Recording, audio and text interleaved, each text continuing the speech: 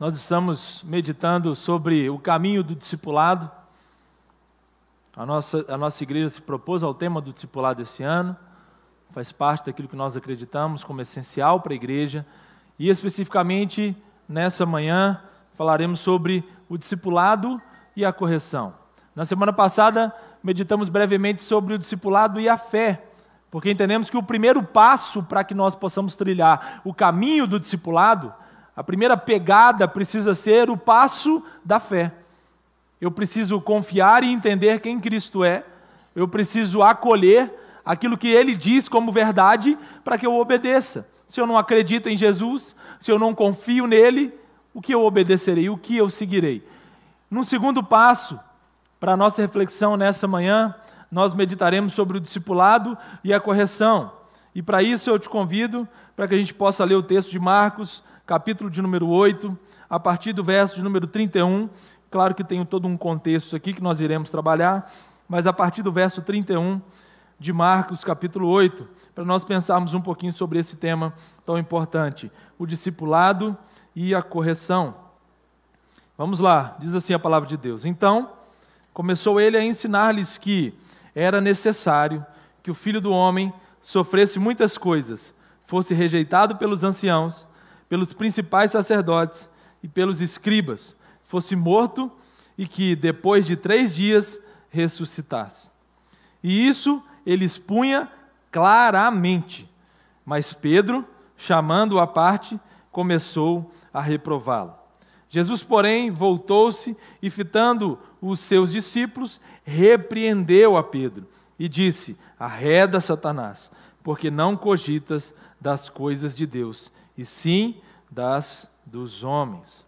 Vamos orar mais uma vez nesse momento? Querido Deus, gracioso Deus, nós te bendizemos, nós oramos ao Senhor nessa manhã e pedimos a tua orientação agora em que nos voltamos para a tua palavra. Conduz esse momento, ó Deus, edifica a tua igreja, nos ensina na verdade do Senhor. É a oração que fazemos com gratidão a ti em nome de Jesus. Amém. Queridos irmãos, falar sobre correção pode parecer no primeiro momento um tema extremamente desagradável para a nossa geração. Falar sobre correção pode parecer extremamente algo azedo, amargo, difícil de engolir num primeiro momento, mas é algo essencial para a caminhada de um discípulo. Se você é um crente nascido de novo, você precisa entender isso aí. Você precisa acolher essa verdade. E isso tem tudo a ver com o ensino de Jesus. Lembrando que a ideia dessa série é mostrar que enquanto Jesus se deslocava com seus discípulos, enquanto eles estavam caminhando, enquanto eles se movimentavam, Jesus dava as maiores lições. As grandiosas lições de Jesus não eram dadas dentro de uma sala de aula, ainda que isso tenha o seu papel, mas ele ensinava andando, na vida prática, mostrando para nós que o discipulado ele só faz sentido se nós estivermos vivendo o Evangelho na vida prática. E foi assim que Jesus fez. E esse segundo passo dá a ideia de movimento. E é Jesus dando um movimento, movimentando com os seus discípulos em direção à correção. E olha, todas as vezes que o Senhor te levar, te conduzir à correção, glorifique a Deus por isso. Exalte ao Senhor por isso. Todas as vezes que Deus te der a oportunidade de ser exortado, corrigido, dê glórias a Deus por isso. Só uma estatística aqui. Quantos na sua infância foram educados pela vara, pelo cajado, pelo chinelo dos pais? Todos sobreviventes aqui. Temos vários sobreviventes. Em alguns momentos você achou que não resistiria. Em alguns momentos você falou: o meu pai, a minha mãe é a pior mãe do mundo, ele não gosta de mim, ela não me ama, porque me corrige. E, irmãos, várias mãos levantadas aqui, eu não consegui nem notar quem não levantou. Várias mãos levantadas dizendo: olha, eu apanhei, eu tomei umas chineladas, apanhou de cinto, apanhou de chinelo, a palmada. Olha, a gente vai ser censurado aqui no YouTube hoje, mas não tem problema. Apanhou de que mais, De que mais seus pais usaram, o que mais eles usaram? Claro, irmão, jamais, o Evangelho jamais, a palavra de Deus jamais defenderá a agressão, a violência gratuita, o descontrole emocional na hora da correção. Jamais. A igreja nunca ensinará isso. Mas também é uma verdade que nós estamos nos distanciando desse papel que é nosso como pais. Se você é pai, se você é mãe, não aceite essas ideologias mundanas de que você não precisa corrigir seu filho, que você tem que dizer sim para ele o tempo inteiro, que a criança que ouve o não cresce traumatizada. Um tanto de traumatizados aqui nessa manhã, e nós sobrevivemos, irmãos, e os nossos pais foram severos em muitas das coisas, nos corrigiram muitas das vezes, e isso é bênção. Para você que ainda está na fase de ser corrigido, você que é um pouquinho mais novo, aí eu olho ali para a galeria ali, né, para as últimas fileiras ali, louve a Deus por ter um pai e uma mãe que te corrige. Antes de ser amigo, antes de ser um camarada, o seu pai e a sua mãe têm um papel fundamental para te educar, e isso glorifica a Deus. Então, irmãos, somos sobreviventes da correção. E eu lembro da frase que meu pai dizia constantemente, ele falava assim, um dia você vai entender. Você já ouviu isso dos seus pais? Um dia você vai entender. Esse dia não chegava. E esse dia não chegava. Mas por quê? Para quê? E aquela disciplina, aquela coisa severa. Mas hoje eu louvo a Deus pela correção dos meus pais, o meu pai e a minha mãe, que levaram muito a sério essa correção. E eu entendi algumas coisas, eu aprendi algumas coisas no caminho. E eu consigo aplicá-las hoje à minha vida, porque lá atrás eu precisei derramar algumas lágrimas, doeu. Tomar uma cintada na perna não é agradável, irmãos, não é de jeito nenhum. Mas depois a gente entende que aquele ato de correção é um ato de amor. Por quê? Porque quando a gente vem para dentro da igreja, a gente acha que qualquer tipo de correção é extremamente ofensiva. Porque quando a gente vem para dentro do cenário eclesiástico, para dentro da igreja, o nosso coração é tão resistente a ser corrigido. Parece que todo mundo já quer mostrar uma perfeição, parece que ninguém suporta ser questionado. Mas na verdade, irmãos, o caminho do discipulado, ele só é possível se a gente estiver sujeito à correção. Erraremos.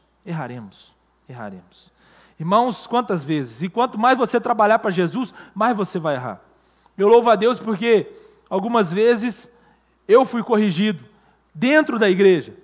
Eu fui chamado, eu fui exortado dentro dessa igreja. E essa igreja é a única que eu tenho.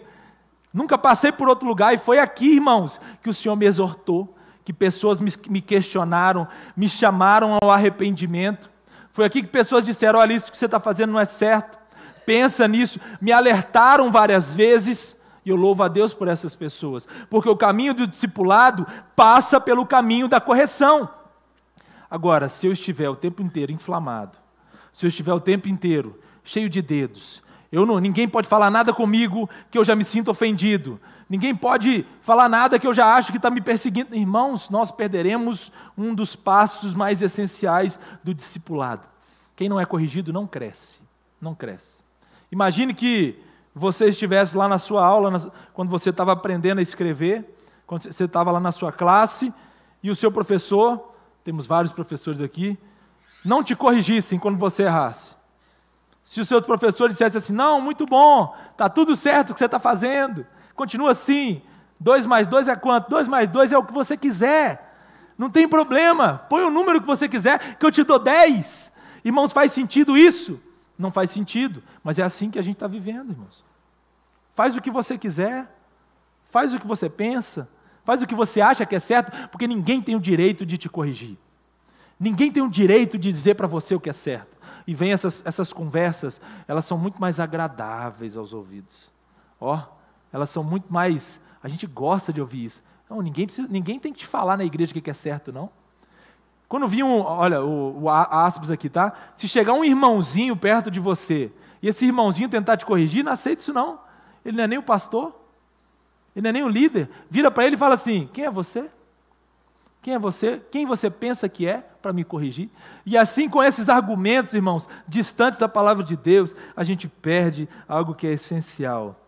Correção. Valorize aqueles que chamam você ao conserto. porque isso é bênção demais.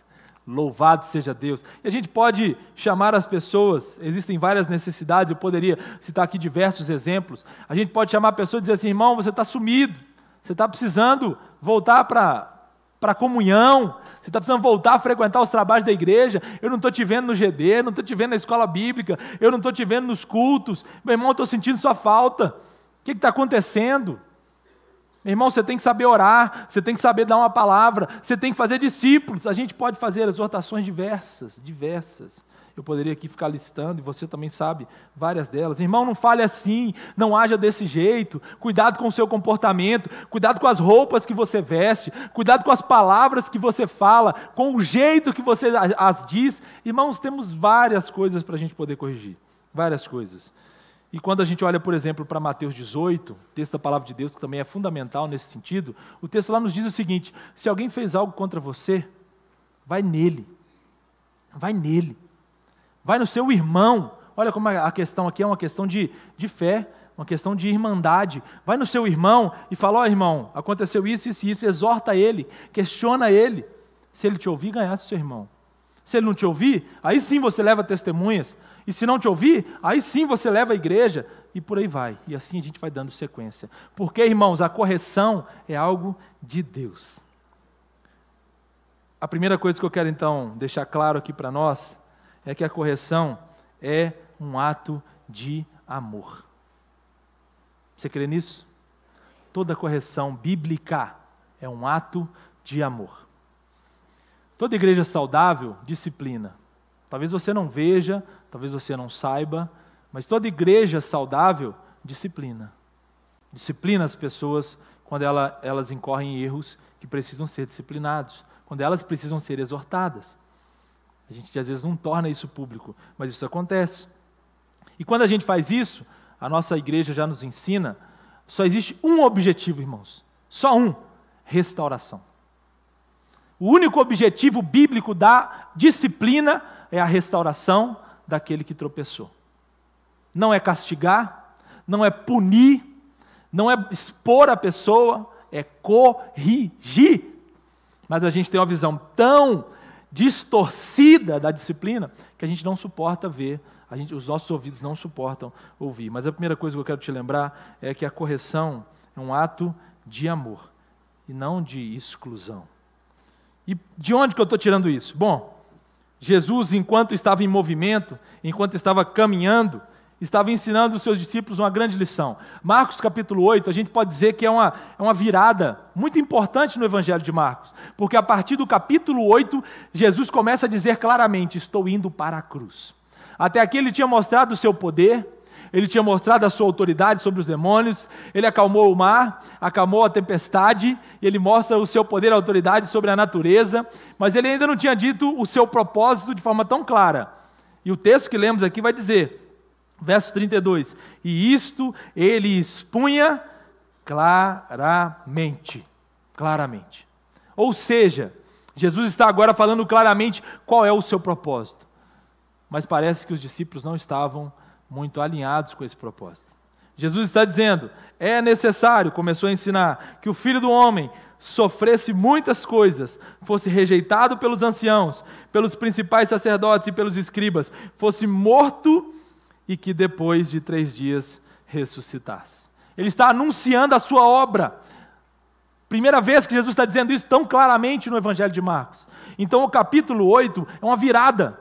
Agora Jesus está mostrando o seu propósito, mas os discípulos estavam gostando tanto daquela ideia de Jesus ser um poderoso, porque ele poderia satisfazer o anseio e a expectativa dos judeus de libertá-los de Roma, de fazê-los grandiosos novamente, de trazer a glória de Israel de volta, mas parece que não é esse o propósito de Jesus, e isso desagrada Pedro e os discípulos. E aí então, desagradado, Pedro ouve isso e fala assim: Senhor, vem cá, vem para cá. E ele chama Jesus, verso 32, chamando-o à parte, começou a reprová-lo. E aqui, irmãos, está um jeito errado de corrigir. Um jeito errado de corrigir. Pedro é o exemplo do que não fazer. Pedro chama Jesus à parte, e o texto original traz uma ideia mesmo de que é uma repreensão forte.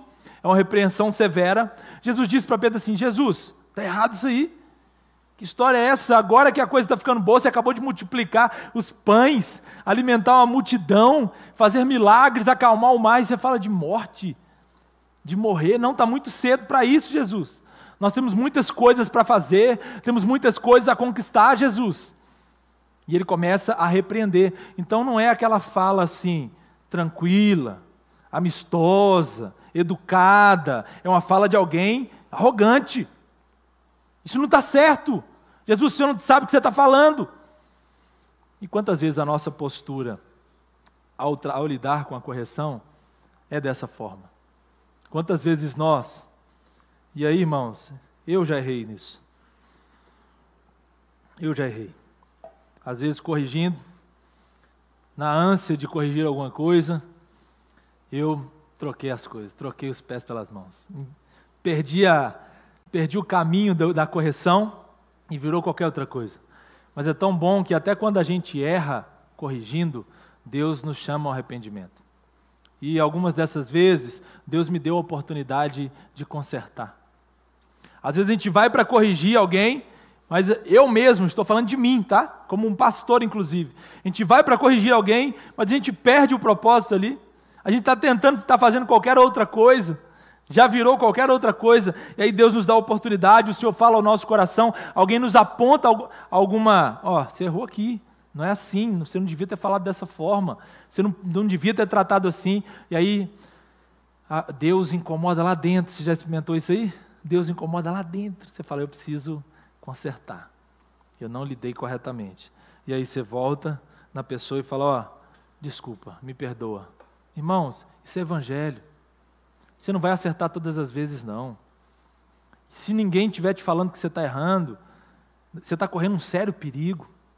Se você não ouve nada nem ninguém, se você não ouve as Escrituras, em momento nenhum elas falam contra o que você faz, não há nada que você faça que evidencie que você precisa melhorar em alguma área, tem muita coisa que eu preciso melhorar. E Deus vai me corrigindo, irmãos. E ser pastor uma das bênçãos de ser pastor é que Ele vai nos dar diversas oportunidades de corrigir em vários momentos. Eu erro muito, muito. E Deus, dando a sua graça, a gente só continua aqui, irmãos, porque é pela misericórdia do Senhor mesmo. É pela graça do Senhor que a gente está caminhando. E assim, nós vamos, mesmo através desses erros, aprendendo, crescendo, sendo moldados de acordo com aquilo que Deus quer que a gente faça. Eu nunca, então, posso encarar a correção de Deus como um ato de raiva, de condenação, mas eu quero encarar a correção de Deus como um ato de amor. Encare assim, eu tenho certeza que será melhor para você. O Provérbios 3:12, um texto belíssimo, depois você lê Provérbios 3, diz assim, porque o Senhor repreende aquele a quem ama, assim como o pai ao filho a quem quer bem. O Senhor corrige, o Senhor disciplina aquele a quem Ele ama. Se você foi disciplinado em algum momento, seja através da igreja, de outros irmãos, entenda, querido, é um ato de amor de Deus e da igreja sobre a sua vida. Então, quando alguém te chamar a atenção, perceba isso como um cuidado e não o contrário.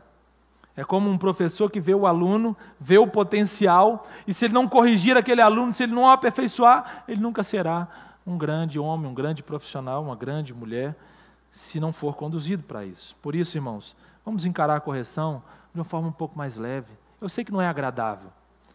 Essa semana, o João tomou 2 vacinas. E aí a Esté nem segura. A Esté sai de perto. Ela fala, toma aí, você que vai vacinar. Você que vai segurar. Aí eu seguro, né? Estou lá segurando ele. E eu sei, irmãos, aí a moça virou e falou assim, essa aqui dói para valer. Essa aqui, vocês vão ver isso aí. Essa aqui dói para valer. O menino vai reclamar, ele vai chiar. E aí o coração aperta, a mãe até sai de perto, não quer nem ver. E aí, irmãos, a gente vê aquela moça vindo com agulha, enfiando uma agulha na perna do seu filho, injetando o negócio. Na hora, o menino contorce todo, fecha o olho, começa a berrar, e você fala assim, esse choro é para livrar ele de algo pior. Você está entendendo isso? Você fala, pastor, eu não entendi a ilustração. se você não teve essa experiência ainda, que Deus te dê, mas se Ele não te der, a ideia ali é de você deixar alguém passar por uma dor, para que ele seja, de alguma forma, poupado de uma dor maior. Isso é correção. Isso é correção. É você dizer, você vai passar por isso, você vai tomar uma injeção, vai doer, vai ficar dolorido, pode te dar uma reação, mas lá na frente isso vai te livrar da morte. Lá na frente isso vai te livrar de uma cama, de um hospital. Então você passa por isso. A correção é a mesma coisa. É um ato de amor de Deus.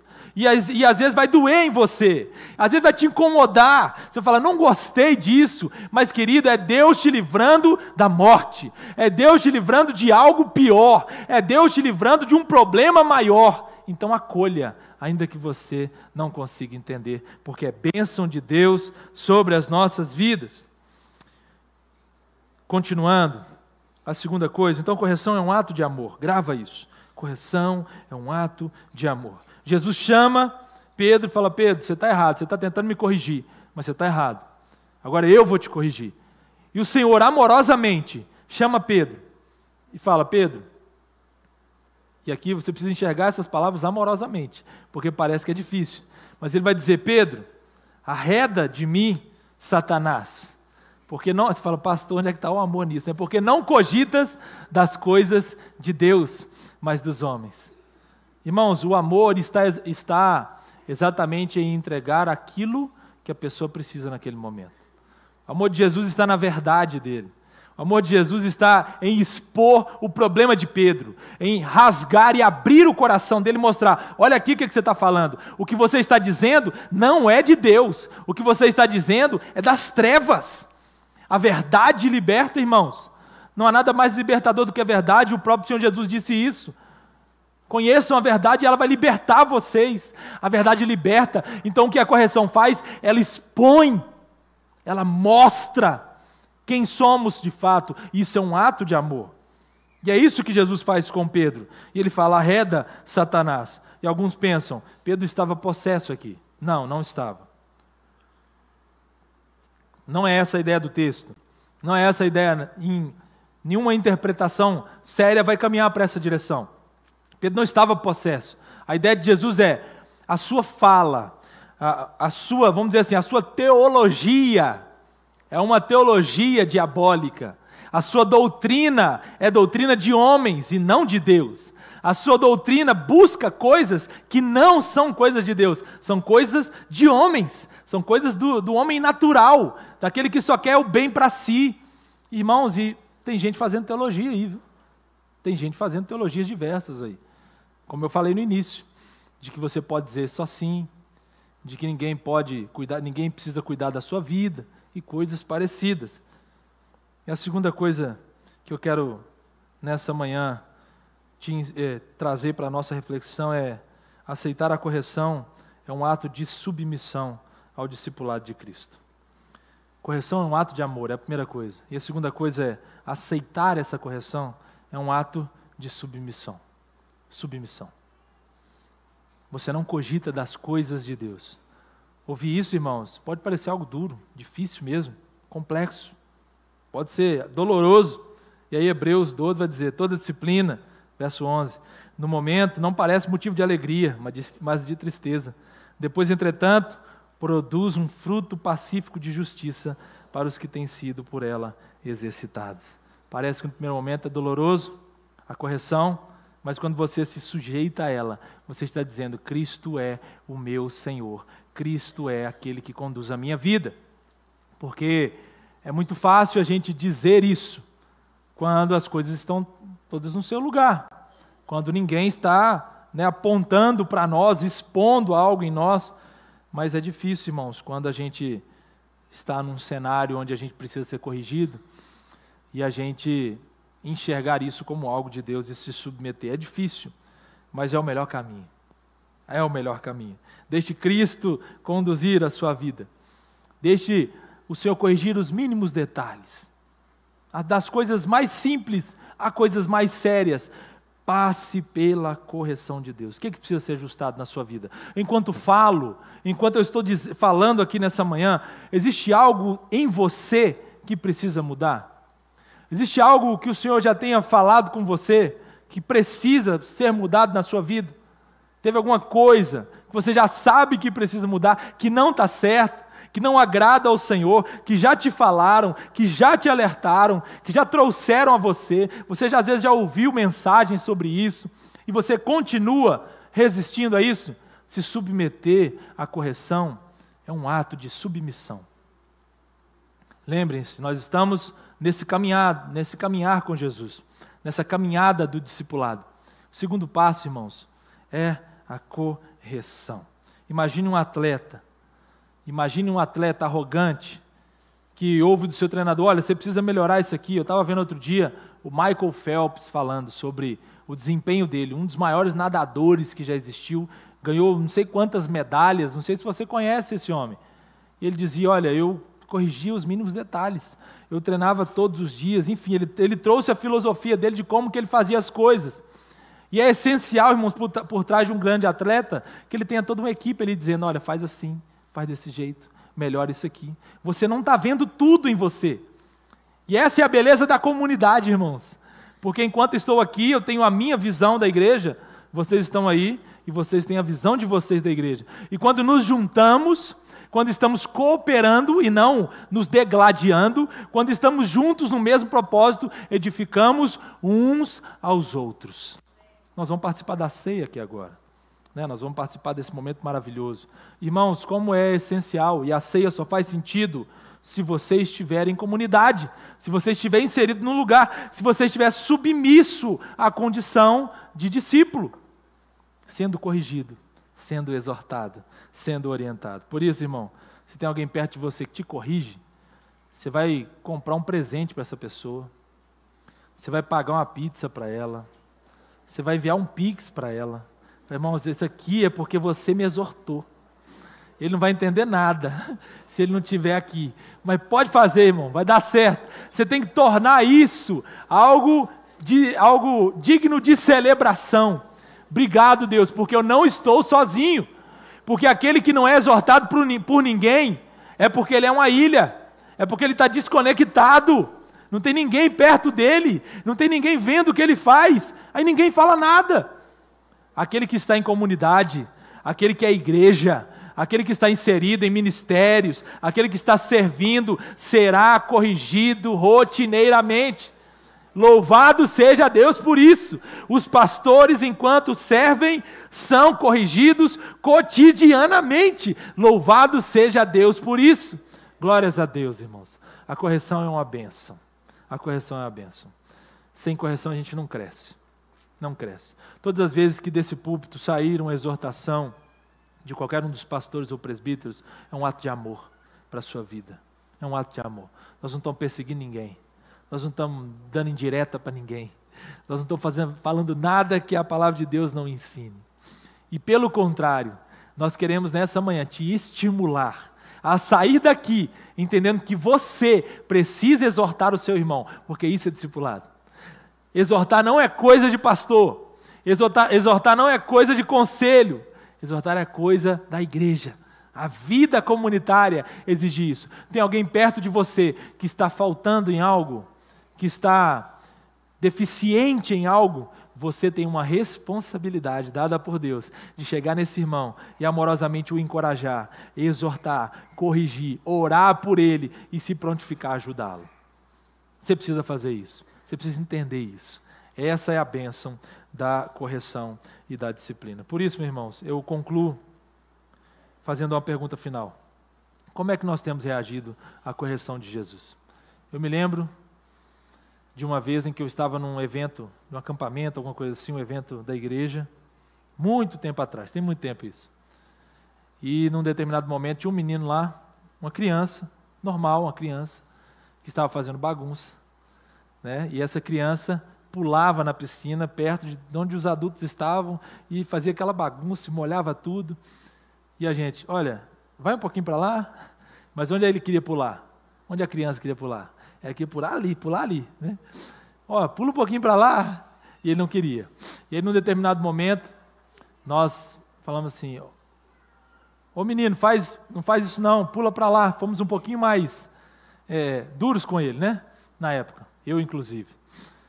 Irmãos, o pai estava perto. Que é isso que você está fazendo com meu filho? E aí ele veio, e olha que eu não fui assim, duro demais com o menino, só falei com ele, não pode pular aqui, pula para lá e tal. Que é isso que está fazendo com meu filho? Ficou bravo comigo, irmãos. A gente depois se resolveu, graças a Deus, a igreja é assim, a gente se resolve. Depois ele veio, nós conversamos, acertamos, e graças a Deus, tudo certo. Mas na época, irmãos, ele ficou bravo demais. Mas depois encosta nos mais antigos aqui da igreja e pergunta o que os diáconos faziam com as crianças bagunceiras. Pergunta o nível de autoridade que os diáconos tinham. Hoje, irmãos, os diáconos têm medo de repreender uma criança. Às vezes a criança está escalando, fazendo rapel na parede aqui, descendo, o diácono, não posso, pastor, o que eu faço ali? O menino está subindo de cabeça para baixo ali, o que eu faço? Meu irmão, vai lá e briga com ele, tira ele de lá. Não, mas o que os pais vão fazer comigo? Pais, se você está crescendo num ambiente de uma igreja saudável, deixem as pessoas corrigirem seus filhos. Não tenha medo disso, isso é uma bênção. A gente precisa voltar a dar autoridade para as autoridades, para que eles consigam exercer a autoridade. Ficou repetitivo, mas é isso mesmo, porque a coisa está esvaziada, irmãos. Que os nossos diáconos sejam homens de Deus, capazes de repreender as nossas famílias e a gente ficar em paz com isso. Porque a gente entende que isso é submeter à disciplina, submeter ao cuidado de Deus. Isso é uma bênção para a nossa família. Deixa o seu filho crescer entendendo que o professor da EBD tem autoridade sobre a vida dele, que os pastores precisam ser respeitados, que um diácono pode chamar a atenção dele sim, e ele tem que obedecer àquele homem. Olha que bênção, irmãos. Que bênção crescer nesse ambiente contracultural que se chama igreja. Não prive os seus filhos disso. Não prive a sua família disso. Adultos e crianças precisam ser corrigidos, mas a pergunta, eu repito, como temos reagido às correções? Quando alguém te corrige na prática, como é que você reage? Como é que eu reajo? Essa pergunta é para mim também. Como temos reagido quando corrigem alguém que é meu amigo, alguém que é da minha família, o meu filho, minha filha? Como eu reajo? Resistindo ou deixando Cristo moldar o nosso caráter? Se você é um verdadeiro discípulo, não resista às correções. A ceia é um lembrete de que o único perfeito que pisou nessa terra, morreu numa cruz. O único que não precisou ser corrigido em nada, morreu numa cruz e ressuscitou ao terceiro dia, vencendo o pecado. Aquele que não precisou ser corrigido em nada, te dá a oportunidade de viver em família, te chama para a mesa e diz, olha, eu sou perfeito, mas ainda assim eu quero me relacionar com você imperfeito. E na caminhada, vamos ajustando as coisas. Enquanto andamos, vamos corrigindo as coisas. Enquanto vocês se aproximam de mim, vamos consertando as coisas. Essa é a vida do discipulado e nada diferente disso. Primeiro passo, o passo de fé. O segundo passo, o passo da correção. Deus, nos corrige em amor. É a minha oração nessa manhã. Deus, nos corrige em amor. Deus, nos ensina o benefício da correção. A bênção que é sermos exortados e corrigidos. E nos ajuda a aplicar isso também na vida comunitária, para que possamos corrigir uns aos outros como Deus quer que façamos. E assim nos acheguemos ao único que é perfeito, ao único que é digno de toda a honra, de toda a glória, de todo louvor. Vamos orar? Querido Deus, obrigado, porque assim como